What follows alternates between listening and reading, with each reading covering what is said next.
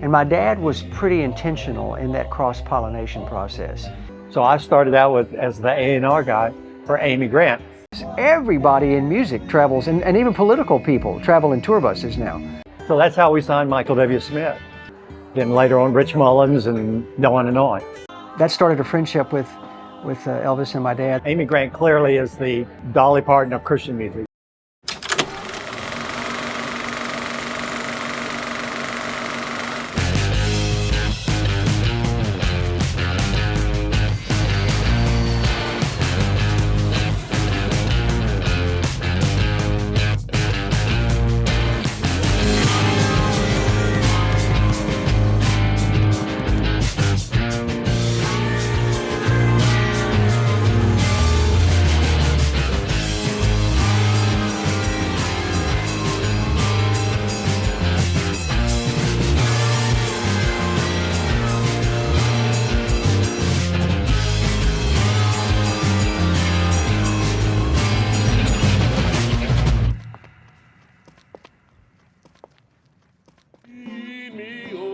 Previously on part 1 of the Gospel Journey, we learned the early history of gospel music from the Reverend Robert Jones, who shared stories from as far back as early slavery in America up through the 1930s, including Georgia Tom Dorsey and Mahalia Jackson.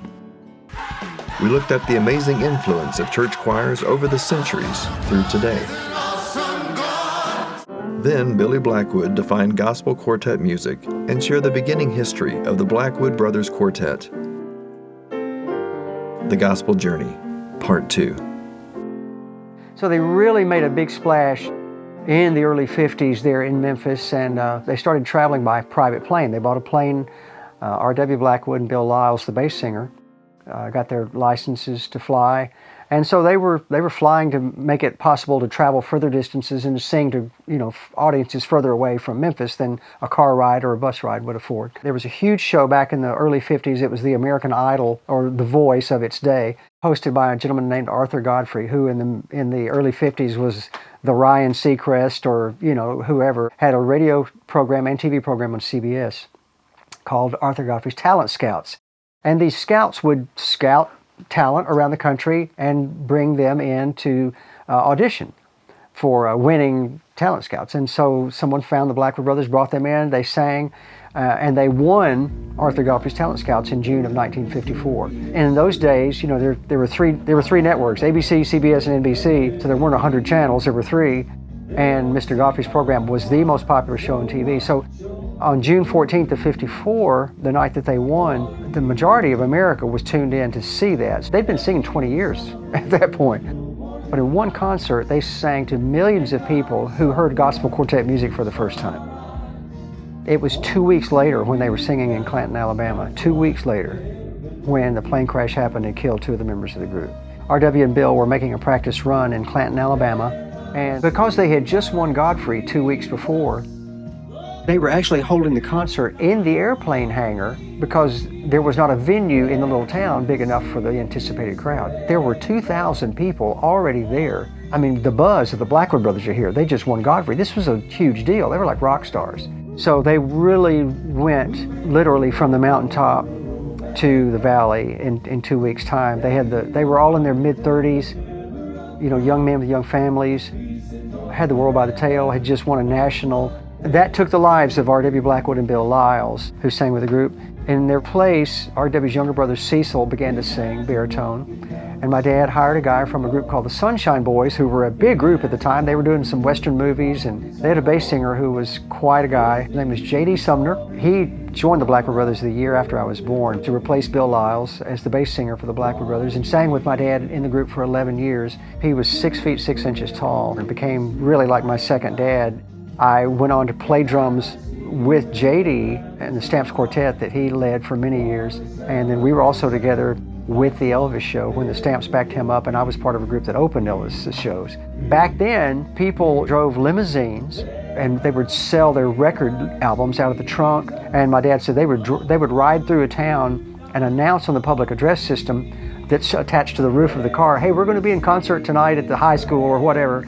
Trying to fold J.D. up and get him even in a limousine was a big ordeal, and they were traveling on gravel roads and hundreds of miles in a limousine. So flying was out of the question. And JD approached my dad one time and said, James, what would you think about a bus for travel? And my dad dismissed it and thought it was nuts. And my dad finally acquiesced and said, okay, but you'll have to drive it. And he bought the first tour bus ever used by a music group, not just a gospel music group, but any music group. It was the first tour bus. Everybody in music travels, and even political people travel in tour buses now. That was unheard of until JD came up with the idea and my dad agreed. It revolutionized music travel. In 1974, I came to Nashville because the pastor from Belmont Church called and said, would you come consider working at Koinonia bookstore? And I was going, okay, what is that? Couldn't even spell it, but I was going, oh yeah, I'll come check. So I came here from Texas, first job out of college. The floor was covered, carpet patches all sewn together. So it was multicolored when you walked in. A few books around because the Jesus music that was happening on the West Coast was actually happening here, but it was all happening on Music Row. There was a major coffee shop, hangout, and so there were, the hippies back then were hitchhiking everywhere. And so this was just a meeting point. People would come walking in from everywhere. It was not touristy, it was hippie. And so, man, there were Bible studies here, there were weekend concerts. And so this one band named Dogwood, they were a Nashville local. They played every weekend, and I'm telling you, people would come from miles and miles to come to Koinonia to hear Dogwood. So that was my first entry into Nashville, into the hippie thing and into the Jesus movement. You'd see everything in the world come in through the front doors. But it was a cool hang for sure. That was 1974 when I got here, in the fall of '74. And then in the summer, I went to work for Opryland out there at the theme park. Got into running the sound for the rock and roll show at Opryland. So it's kind of a little bit how I got into that game, trying to find my niche in Nashville, which didn't really work out because by 1976, I was going, okay, I can't get a job. No record label would hire me because I wasn't a good enough musician. I didn't play well enough to get hired. And I went, I love working with people, but I guess I'll go back to Texas and grow up and get a real job. So I went home, went to work for the Chamber of Commerce in Abilene, Texas. So I became an executive director in the Chamber of Commerce there. And then the next thing I know, I get a phone call from Word Records, which at the time was in Waco, Texas, really small little town, to have a record company. So I go to work for them as a young A&R guy, but it's called Artists and Repertoire. And they're the ones who go out and find talent, sign it, and then make it happen, make it recording.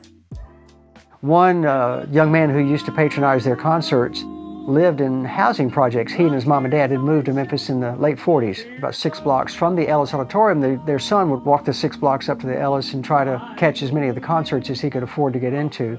He loved gospel music. He did pretty well in music too. His name was Elvis Presley, you've probably already guessed, but he loved the Blackwood Brothers. In fact, the Blackwoods and Presleys attended the same church, and he probably heard a lot of the gospel music that he later recorded first from the Blackwood Brothers. That started a friendship with Elvis and my dad that lasted throughout Elvis's life. And I remember as a kid, sometimes my dad, this was landline era, no cell phones. My dad would, I was a kid growing up at home, my dad would get a call and he'd hang up and say, that was Elvis, he wants me to call the guys and have us come out and sing, because he loved gospel quartet music and loved to sing it. That was really his favorite music. I think it's interesting, Elvis, we think of Heartbreak Hotel and Hound Dog and Blue Suede Shoes and Suspicious Minds and, In the Ghetto. I mean, there's so many great songs. And Elvis in his career won 3 Grammys for none of those songs. The 3 Grammys he won were all for his gospel recordings. Elvis's mom Gladys declared that the Blackwood Brothers were her favorite group, and when she passed away in 1958, Elvis and his dad Vernon chartered a plane to get the Blackwood Brothers and fly them to Memphis to sing for Gladys's funeral. And then when Elvis passed away, my dad sang at his funeral too. It's been a long relationship with the Presleys and with Graceland. We had the incredible privilege and honor in January of singing for Lisa Marie Presley's funeral. We were just overwhelmed with the opportunity to be honored to sing for her funeral, celebrating her homegoing as well. So I was a young A&R guy at Word Records, which is a Christian label, but I didn't know anything about Christian music at the time. I listened to pop, I listened to rock, I grew up on pop radio top 40. So here I am working at this Christian label, and it's gospel and it's Southern gospel, and I'm thinking that's like Nashville country. I couldn't quite put it all together, and I was going, I'm not sure I fit this place yet, but I'm sitting there kind of floundering, honestly, because I'm not really picking out gospel artists. They're handing me gospel artists to work on, and I go, hey, we ought to do something. So they handed me an artist by the name of David Meese. Said, we're going to drop him. He's done as a recording artist. You get one more album.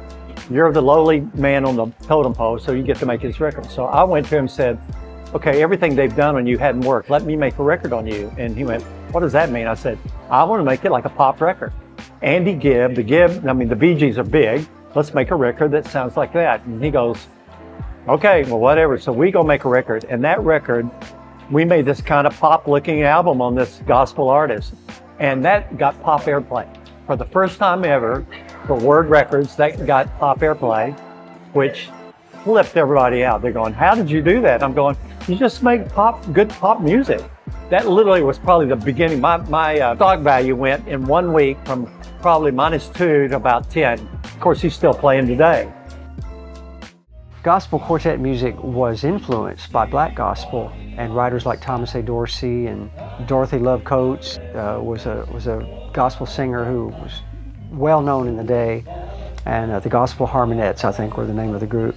The white gospel groups, quartets like the Blackwood Brothers, would learn some of the songs from the black gospel artists that the white audiences had never heard, and they would learn them and then perform them for the white audiences, and I mean, it created quite a stir. And my dad was pretty intentional in that cross-pollination process. He wanted to introduce white audiences to some of the great black gospel music that they knew from being in the South, but a lot of audiences across the country didn't know. And some of the early songs in the 50s, well, I've heard recordings of the Blackwood Brothers that were some of those great songs that Thomas A. Dorsey wrote, and others, Clevant Derricks, who was another great black gospel songwriter. There's a story, I remember my dad saying this, that there was a big song they had, it was made famous by a black gospel group, but the Blackwood Brothers recorded it and had a pretty big hit on it as well. And they got a call to go sing at a church, and they got there and it was a black church, and the church thought that the Blackwood Brothers were black. The Blackwood Brothers thought the church was white. So everybody was surprised, but I hear they had a great concert. The next thing that really happened is Word wound up signing Amy Grant as a young teenager. Well, I had been her youth leader when I was in Nashville, and I had dated her older sister. So I knew her really well. So when they signed her, they said, well, you're going to be her A&R guy. So I started out as the A&R guy for Amy Grant. And, you know, I'm going, this is going to be fun. This is like my sister or something. And so we started there, and we made 3 albums at Word. And by 1979, 1980, I decided it was time for me to leave Word and go full-time, kind of in a management production thing with Amy. So her brother-in-law, Dan Harrell, who married Amy's older sister, he and I formed a company called Blanton Harrell. And at that point, Amy was our only client. But we started with her all the way back to my childhood, even high school. I loved entertainment, you know, movies, TV, anything. And I told my mom I want to be in entertainment. My mom looked at me and said, you can't do that. And I went, what are you talking about? She said, you will lose your faith. And I thought, that's so weird that my mom would say that I would lose my faith. It's really a challenge to me. And I told Amy, I want to do something that where people of faith win Grammys, and I want to be on the big boy stage. Not because it's that, but because we can be people of faith and do that and do quality stuff. So Amy's going, whatever, let's go. So Dan Harrell and I, because of our partnership and because of Amy's willingness, we decided, you know what, let's just start a label, called it Reunion Records. I had this young writer come into my office, pitch us songs for Amy, and I'm listening to him and I'm going, this kid is really good. I looked at him and I said, look, if you'll go back and write 10 songs like these, we'll sign you to our label. He did that. He came back 2 weeks later, walked in, had the cassette, and on there was a song called Friends Forever. So I'm sitting there going, if Amy cuts this is going to be a huge song. And if I looked at him and I said, we're going to start your career with this song. This will be your, and so he's going, okay, oh, great, let's do it. And his name was Michael W. Smith. Like, he had a song called You Need a Savior, or The Race Is On. I mean, just a pop song, but with Christian lyrics. So that's how we signed Michael W. On Reunion. Jesus music was already happening on the West Coast. There was definitely more like Frank Sinatra music that was kind of happening, Christian. And nobody was doing like straight on, let's go play the pop card and let's go play that game. So we kind of became the front runners for doing that with Amy and then Michael, Kathy Tricoli, and then later on Rich Mullins and on and on. So then we kind of became the portal in the Christian music block that was actually launching and doing that. Over the years, there have been many different types and styles of gospel or Christian-based music, and it has even become a challenge to distinctly label or pigeonhole some of this great music.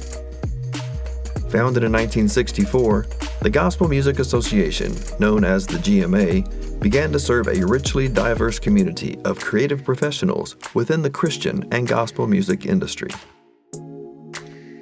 Through the GMA Foundation and the GMA Gospel Music Hall of Fame, they aim to preserve the legacies of this unique music genre and its trailblazers while celebrating the work of today's artists through worldwide events like the GMA Dove Awards. Since 1969, the GMA Dove Awards has honored outstanding achievements and excellence in Christian music. This popular annual event also delivers first-time wins and powerful live performances. Through the years, there have been, probably 80 or 100 different personnel come through the group, always a Blackwood at the helm. My dad sang lead with the group from its inception till 1981. My brother took over then, and he retired about 12 years ago, and I've taken over. We've had a lot of great people through the group over the years who've sung various positions or played piano or another instrument in the group, and have been a great blessing to the ministry of the Blackwood Brothers through the years. Our current group is an amazing bunch of guys. Eric Walker is our bass singer. Eric lives in St. Louis and is an amazing bass singer. I mean, he can rattle the floor, but just a great guy and a great singer. On the other end, you got to have a guy that can sing those high ladies parts. And Jimmy Rogers is our tenor singer. Jimmy comes from just outside of Somerset, Kentucky, and great tenor and just a great guy. And then I sing the baritone part, and we have a young man named Jonathan Mattingly who sings lead with us. That is the current group, and we do concerts around the country, and we still, because of our relationship with the Presleys in Graceland, we're at Graceland a couple times a year. Just a couple of weeks ago, we sang for a Sunday brunch they had at the Guest House, which is the massive hotel there.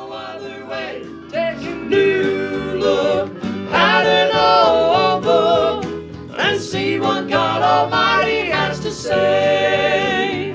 Take a new look at an old book and see what God Almighty has to say. Just take a new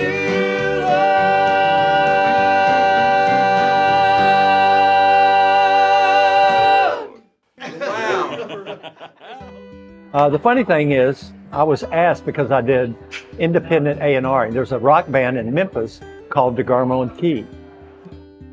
They wanted me to come do executive produce their album. So I did that, and that album was called This Ain't Hollywood, and it's the only album they ever did that got Grammy nominated. That album, when I worked with them, I said, I want you guys to work with Amy.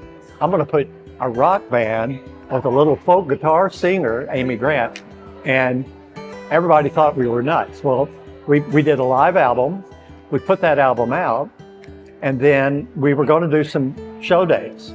So we go to this 2,500 seat venue called Christian Artist Seminar. It was the thing. If you're in Christian music, you go to Christian Artist Seminar in Colorado. DeGarmo Key's up on stage playing.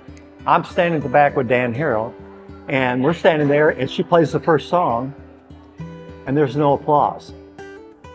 So by the third song, with no applause, I looked at my partner and said, these people were really mad at us. And we sat down and just said, I mean, what are we doing wrong? Of course, Amy, by the evening, had begun to really win the people over, saying, I'm just trying to make music that my peers would listen to. So that night I said, I need to make an album on her that there's no question where Amy Grant's coming from. And that next album was called Age to Age, and it had El Shaddai on it. And that album was the first gold platinum album in Christian music. So all of a sudden we went from a tragic night to a complete rocket launch takeoff. So that's really how our part of the Christian music thing launched, but we were the front runners of that happening out of Nashville. There were, Larry Norman and a bunch of stuff happening. Randy Stonehill were much more kind of guitar rock stuff on the West Coast, but we were clearly that here in Nashville.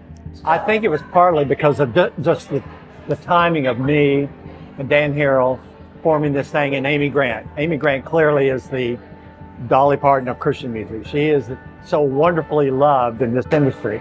The next couple of albums that we did, we decided we needed more pop distribution. So we actually wound up with A&M Records, and A&M had Bryan Adams, Janet Jackson, Sting. They were one of my favorite pop album distributors. So we met with them, and they wanted to sign Amy, but Word wanted to keep Amy too. So we wound up doing a one album deal that goes to both parties. So on one hand, we're on the pop side, they'll work pop radio. On the other side, we're on the Christian side. So we work Christian over here. So that had never been done before. That was a new business twist. There always had a redeeming theme element. There was always a redemptive note to it.